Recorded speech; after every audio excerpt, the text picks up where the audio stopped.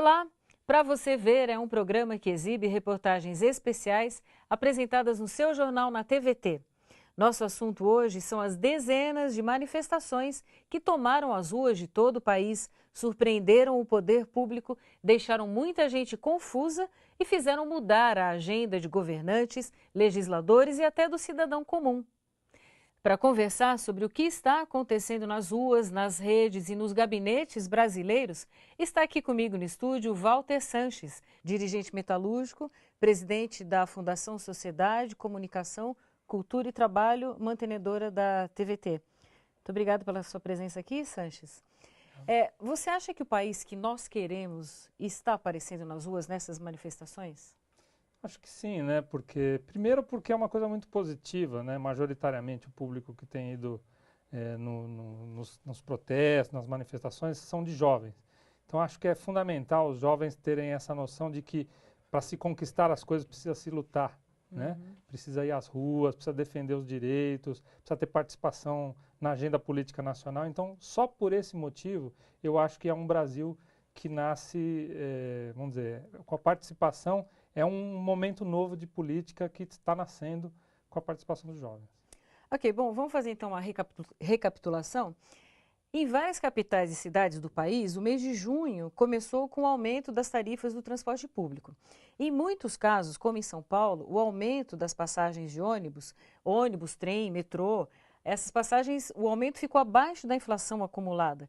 Mesmo assim, o movimento Passe Livre, que luta pelo transporte gratuito, convocou uma manifestação contra o aumento na capital paulista.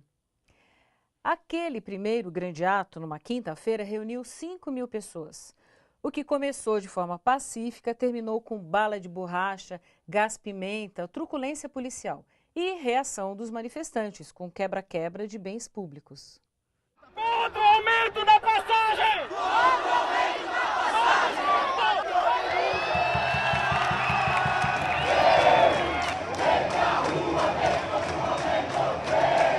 É importante que a população mostre que ela não vai aceitar as medidas da prefeitura. Esse aumento não teve nenhum tipo de participação popular, não teve nenhum diálogo. A gente está assistindo aí a imposição de um bilhete único mensal. A segregação espacial tem que ser crime. As pessoas têm o direito de andar pela cidade e se transporte é um direito, ele não tem que ser não tem que ser pago. Os únicos setores da população que estão apoiando esse aumento são os empresários, são os empreiteiros, são os deputados que... Vem pra rua, vem contra o aumento, vem! A polícia começou a atirar agora. Não faz isso! A partir do momento em que a polícia aparece, nossa equipe acaba separada dos manifestantes, sem poder cruzar a linha de fogo. Tivemos que acompanhar os policiais da tropa de choque até a Avenida Paulista. A polícia acaba de reencontrar o movimento, eles estão lá no fundo e a polícia está tirando aqui desse lado em direção a eles. Eles também estão tacando rojão em direção à polícia. A polícia, indo em cima das pessoas, gerando mais violência, gerando mais confronto. A polícia, que é o Estado, podia ser inteligente, esperar a manifestação dispersar, porque é uma manifestação no Estado democrático, e pronto. Aqui no caminho a gente encontra alguns lugares que foram pichados. Essa estação do metrô aqui foi toda quebrada também. O movimento Passe Livre se defendeu das acusações de vandalismo e depredação ao patrimônio público. Em nota, o grupo disse que a população somente reagiu e revidou a agressão da polícia militar. Sanches, você que é dirigente sindical e está antenado com a vida política do país, aquela primeira manifestação já dava para imaginar que tinha tanta gente insatisfeita? Na verdade, se você for olhar as pesquisas, né, ou os resultados das eleições, você vê que tem muita gente que se absteve de votar e muitos votos nulos e brancos, né? Você pode pensar, imaginar que uma parte desse contingente é gente insatisfeita com o sistema político em geral, né?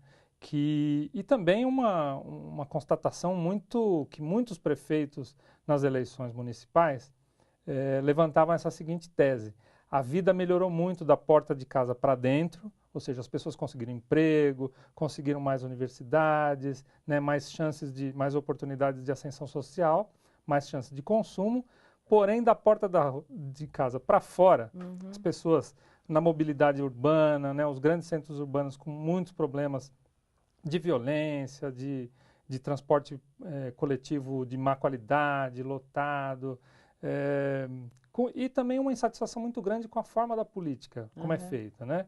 Que exige mudanças sérias para que as pessoas possam se sentir representadas de fato e poder se sentir que tem capacidade de interferir nos rumos do país. Bom, aquela primeira manifestação fez com que muita gente ouvisse falar pela primeira vez no movimento Passe Livre. Mas o movimento já existe há 10 anos. Se apresenta como independente e horizontal, o que quer dizer que não tem dirigentes. É formado em sua maioria por estudantes. E já no começo de 2011, o seu jornal apresentou alguns desses jovens. Maiara cresceu em Diadema, no ABC. Ativista desde a adolescência, diz que aos 14 anos já frequentava os comitês que deram origem ao movimento Passe Livre em São Paulo. Que tipo de mundo você acredita, Maiara? Bom, eu acredito num mundo onde as pessoas possam sobreviver sem ter que explorar uns aos outros, né?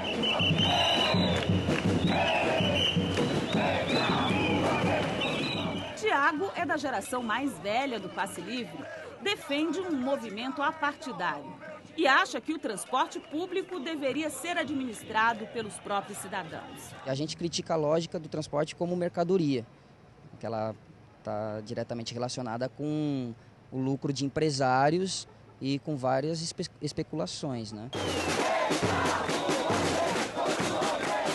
Leonardo, de 17 anos, estuda em colégio particular, toca música erudita e pretende estudar filosofia. Tem uma visão positiva da sua geração. Tem muita gente que fala que essa é uma geração perdida, onde as pessoas só ficam na internet, então a tecnologia isola as pessoas, mas acho essa visão um pouco romântica demais, assim. Só uma geração que está procurando novas formas de lutar, e tem muita gente hoje em dia, muita gente mesmo no mundo procurando novas formas de fazer política e tudo mais. Você acha que esse movimento vai conseguir o Passe Livre, vai conseguir essa mudança que vocês desejam? O governo tem que ouvir, né? Uma demanda do povo, ele está ali como um funcionário público do povo, a serviço do povo, ele tem que ouvir a gente e se ele não estiver disposto, a gente vai bater na porta dele até uma hora que ele escute, né?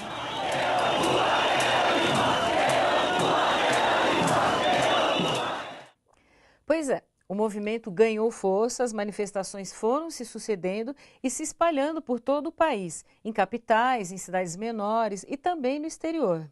O número de manifestantes aumentava a cada protesto e também o conflito entre os vândalos e a polícia. Em São Paulo, a 4ª manifestação atingiu o auge da truculência policial. Cerca de 100 manifestantes e 13 policiais ficaram feridos. A reportagem é do Jô Miyagi. A nossa luta é justa! A nossa luta é justa! Queremos direito ao transporte! Queremos direito ao transporte! A polícia tá abordando muita gente aqui. Pediram para revistar as mochilas dele. E aí, quando revistaram, encontraram vinagre, tinta e máscaras de proteção. Que é tudo que a gente estava usando nos outros atos para se defender da truculência policial. A polícia tá atacando, inclusive, a imprensa. Vamos bater no cara para arrumar confusão. O que a gente está fazendo? Até agora ninguém está fazendo nada com vocês.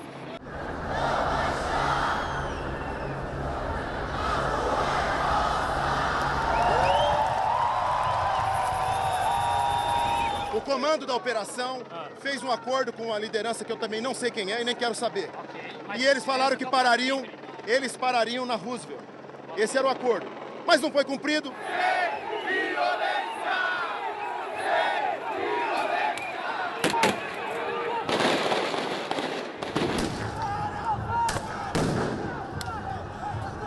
Toda a confusão aconteceu aqui na Rua da Consolação, esquina com a Maria Antônia. A polícia continua atacando as bombas, reprimindo violentamente a manifestação. A gente está no protesto pacífico e a polícia vem com a violência. A gente pediu sem violência e a polícia vem e faz com violência.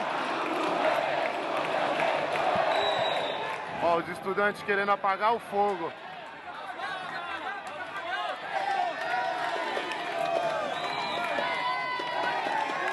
sei, a bomba veio e caiu no carro, não sei de onde que veio. Não sei. Aí, ó, a bomba aí, A polícia começa a atirar a esmo, não quer saber se é manifestante, se é jornalista que está trabalhando, e eles atiraram alguma coisa e o estilhaço pegou aqui no meu rosto.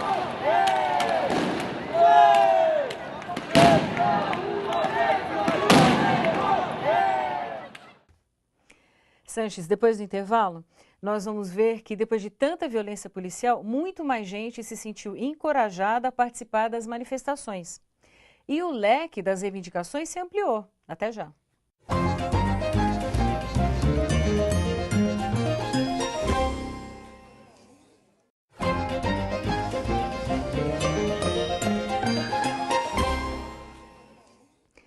Para você ver, é um programa que exibe reportagens especiais apresentadas no seu jornal, na TVT. Nosso assunto hoje são as dezenas de manifestações que tomaram as ruas de todo o país. Sanches, existia uma compreensão de que o país melhorou, a situação dos cidadãos melhorou. Então, como se explica, como você vê esses protestos? Por exemplo, a minha geração, né, de sindicalistas que já há mais de 2 décadas participa do movimento sindical.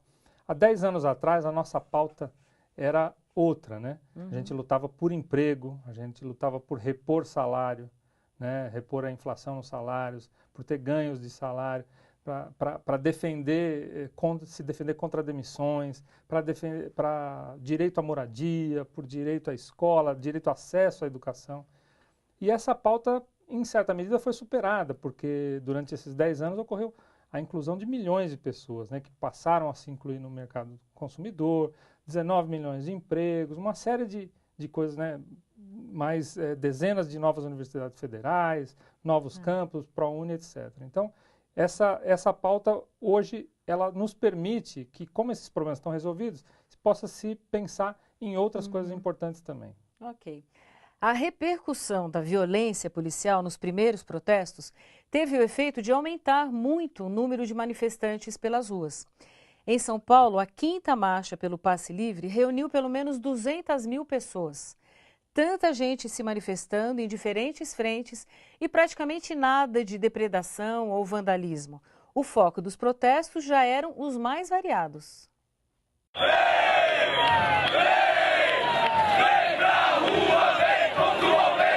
Isso é uma luta maior, é uma luta pela cidade, uma luta por direitos, uma luta contra a precarização da vida, que o coletivo, não só de jovens, de trabalhadores, de professores, da sociedade como um todo, está tomando para si. Na verdade, o que a gente vê, o aumento do preço do transporte, que foi de 458% nos últimos 10 anos, a gente vê construção de estádio para a Copa do Mundo, nada de investimento em educação, saúde. Acabamos de sair de uma greve de professores que foi enorme. A gente veio para mostrar força, mostrar que está todo mundo junto por um objetivo grande, né? Por um objetivo maior, que é realmente um Brasil com mais justiça. No começo, o ambiente era tenso. Existia o medo de se repetir a brutal repressão policial da quinta passada, dia 13. Mas a disposição de fazer um ato ordeiro foi maior que o medo. Atraiu até a presença de crianças e famílias. Pacificamente, ruas de São Paulo foram tomadas. Foi a 5ª e maior manifestação realizada até agora pelo movimento Passe Livre. Agora direitos, direito de transporte melhor, direito de qualidade de serviços públicos. E é isso aí, é por isso que a gente está na rua.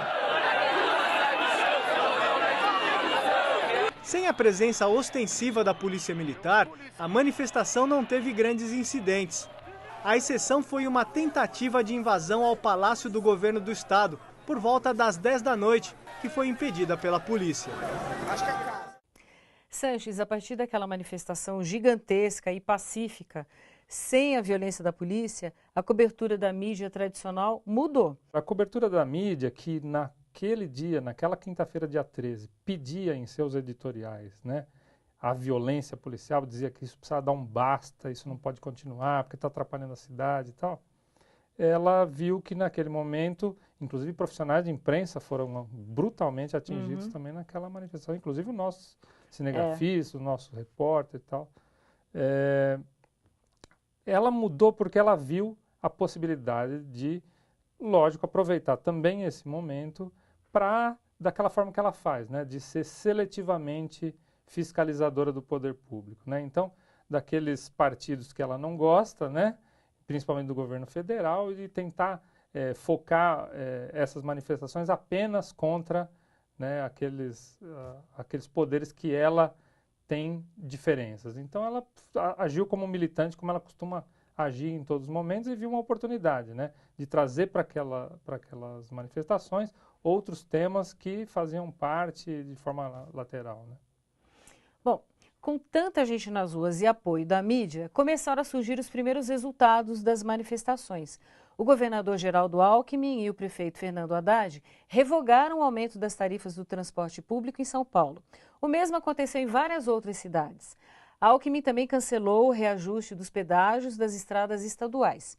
Em reunião com governadores e prefeitos em Brasília, a presidenta Dilma Rousseff anunciou 5 pactos nacionais contemplando combate à corrupção, saúde, mobilidade urbana e educação, e um plebiscito sobre a reforma política. Quero, nesse momento, propor o debate sobre a convocação de um plebiscito popular que autorize o funcionamento de um processo constituinte específico para fazer a reforma política que o país tanto necessita.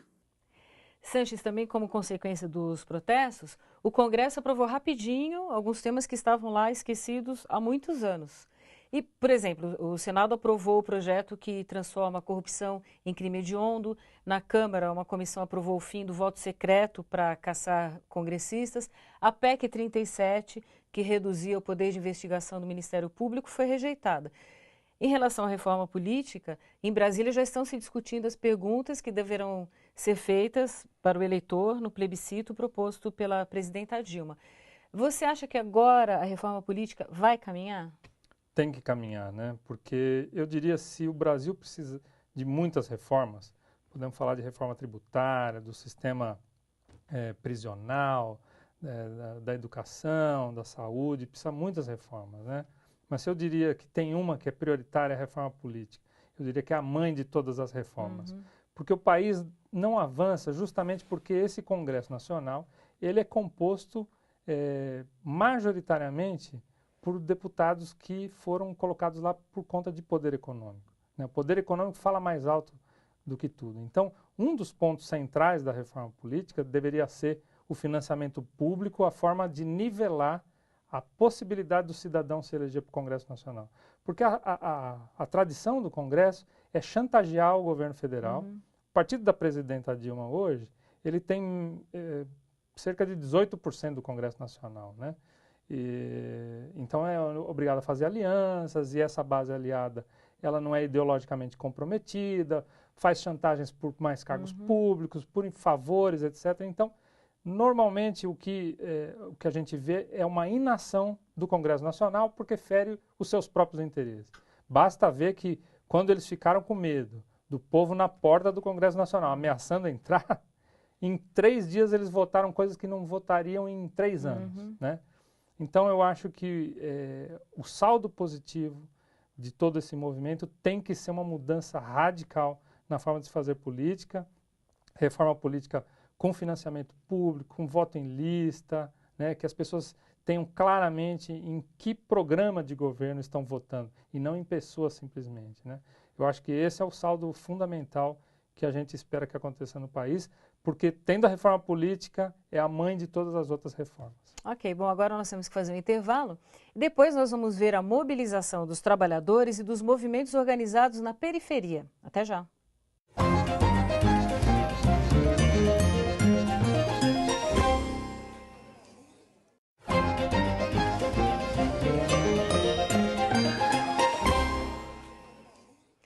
Para você ver, é um programa que exibe reportagens especiais apresentadas no seu jornal na TVT. Nosso assunto hoje são as dezenas de manifestações que tomaram as ruas de todo o país. Em resposta aos protestos, a presidenta Dilma Rousseff passou toda semana se reunindo com representantes de movimentos sociais e dos trabalhadores. A CUT e as outras centrais sindicais também estiveram lá no Palácio do Planalto para defender a pauta dos trabalhadores. E a presidenta disse 2 coisas essenciais. Primeiro, que no governo dela não acontecerá nenhuma medida que prejudique os trabalhadores. Segunda, ela disse que o governo dela é para fazer distribuição de renda e geração de emprego. E o que ela disse também, que toda a pauta será negociada com os trabalhadores. O governo não veta nenhum item da pauta, vai discutir todos eles, inclusive a redução de jornada sem redução de salário, o fim do fator previdenciário, todos esses temas importantíssimos. E o governo vai dizer que sim ou não, negociado com os trabalhadores. Se o governo também não negociar com os trabalhadores, nós temos instrumentos para fazer isso. Tanto que nós temos uma manifestação, paralisação no dia 11 de julho agora, de todas as centrais, cuja manifestação, as paralisações e as greves de 24 horas, são exatamente para impulsionar a pauta dos trabalhadores, discutido com os trabalhadores, com participação dos trabalhadores. E no bar do Batidão, onde é realizado o já tradicional sarau da Cooperifa, os integrantes da Frente Periférica contra o Fascismo e o Golpismo se reuniram para debater estratégias de ação. A Frente é um grupo de 100 artistas, lideranças comunitárias e movimentos sociais das periferias. O repórter Carlos esteve lá.